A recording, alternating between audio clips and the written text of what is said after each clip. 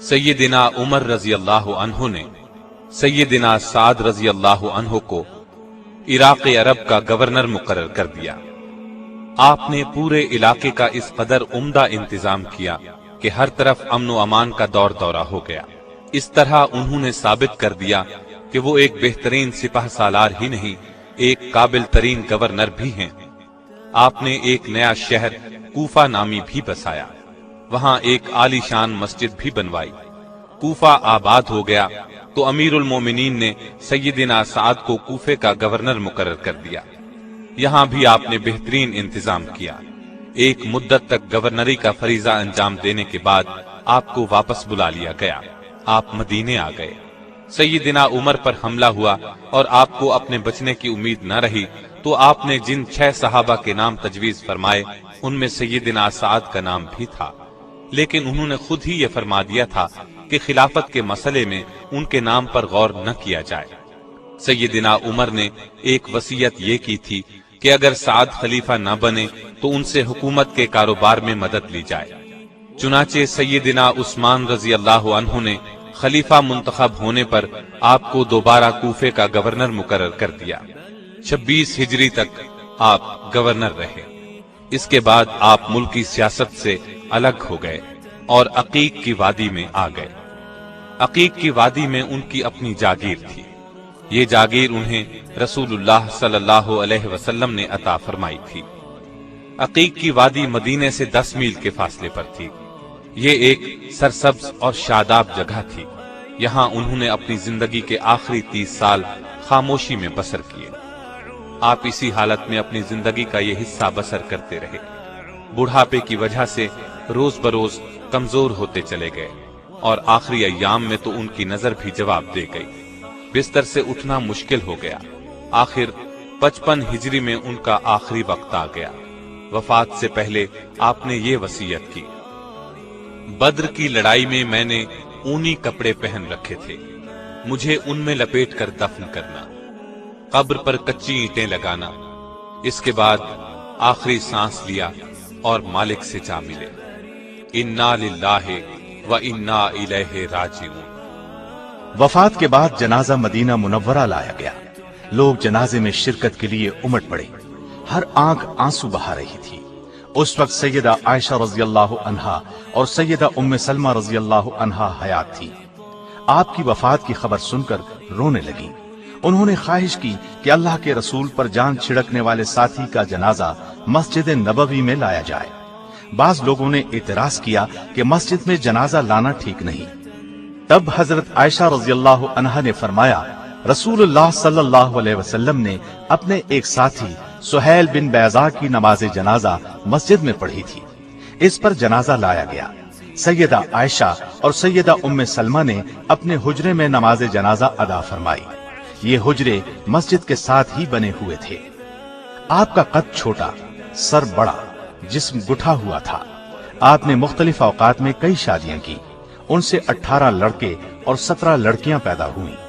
بچپن ہی میں تیر اور کمانے بنانے کا ہنر سیکھ لیا تھا۔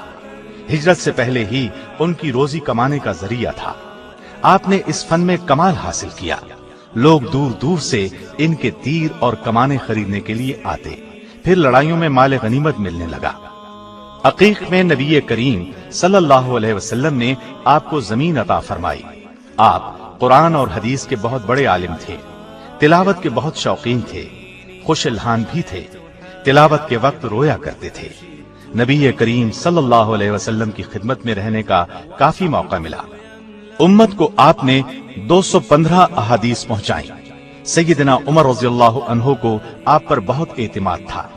فرمایا کرتے تھے کہ جب تم ساتھ سے رسول کریم صلی اللہ علیہ وسلم کی کوئی حدیث سنو تو پھر کسی دوسرے سے پوچھنے کی ضرورت نہیں۔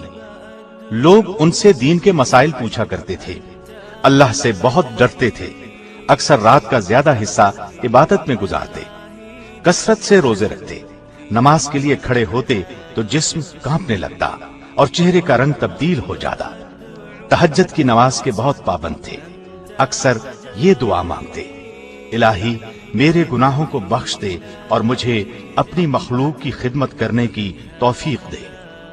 حضرت سعد بن ابی وقاص رمضان میں تو عبادت کی حد کر دیتے۔ اگرچہ جوانی ہی میں مسلمان ہو گئے تھے، لیکن اسلام سے پہلے کے دن یاد آتے تو آنکھوں میں آنسو آ جاتے۔ کئی حج کیے، آخر عمر میں تو صرف عبادت کے ہو کر رہ گئے تھے۔ آپ کو نبی صلی اللہ علیہ وسلم سے بہت محبت تھی، ہر وقت نبی صلی اللہ علیہ وسلم پر جان قربان کرنے کے لیے تیار رہا کرتے۔ اس طرح آپ صلی اللہ علیہ وسلم کو بھی ان سے بہت محبت تھی۔ ننھیالی رشتے کی وجہ سے بعض اوقات رسول اللہ انہیں اپنا ماموں فرماتے۔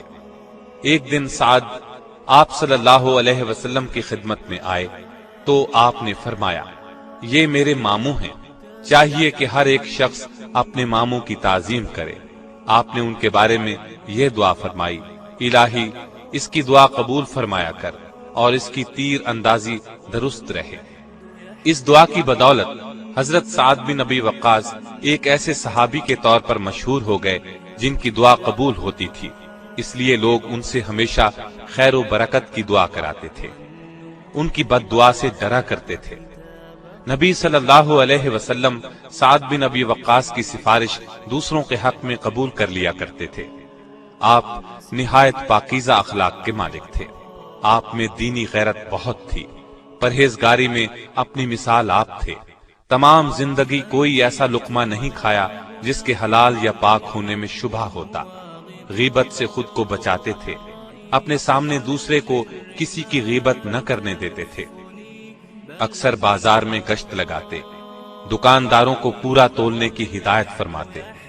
آپ کو کسی سرکاری عہدے کا کوئی لالچ نہیں تھا، نہ دنیا کی دولت سمیٹنے کی کوئی فکر تھی، قناعت پسند تھے۔ آپ میں شجاعت اور دلیری کی صفات کے ساتھ بے خوفی نمایاں تھی۔ آپ بہت نرم دل تھے، کسی کو تکلیف میں نہیں دیکھ سکتے تھے۔ دعا مانگتے وقت آنکھوں میں آنسو آ جاتے۔ زندگی بہت سادہ تھی، سادہ غذا اور سادہ لباس سے کام چلاتے تھے، لیکن بڑے دریا دل تھے۔ سوال کرنے والے کو خالی ہاتھ نہیں لوٹاتے تھے، غریبوں کو اپنے دسترخوان پر بٹھا کر کھلاتے تھے۔ مساجد اور مدرسوں کی تعمیر میں اپنے پاس سے بڑی بڑی رقمیں دیتے تھے۔ یہ عظیم جرنیل سب سے پہلے اسلام لانے والوں اور عشرہ مبشرہ میں شامل ہیں۔ دنیا میں ہی انہیں جنت کی خوشخبری زبان نبوت صلی اللہ علیہ وسلم سے ملی۔ آپ بدری صحابی بھی ہیں اور صلح حدیبیہ کے موقع پر بیعت رضوان میں بھی شریک تھے۔ اللہ تعالیٰ ان پر بے شمار رحمتیں نازل فرمائے، آمین۔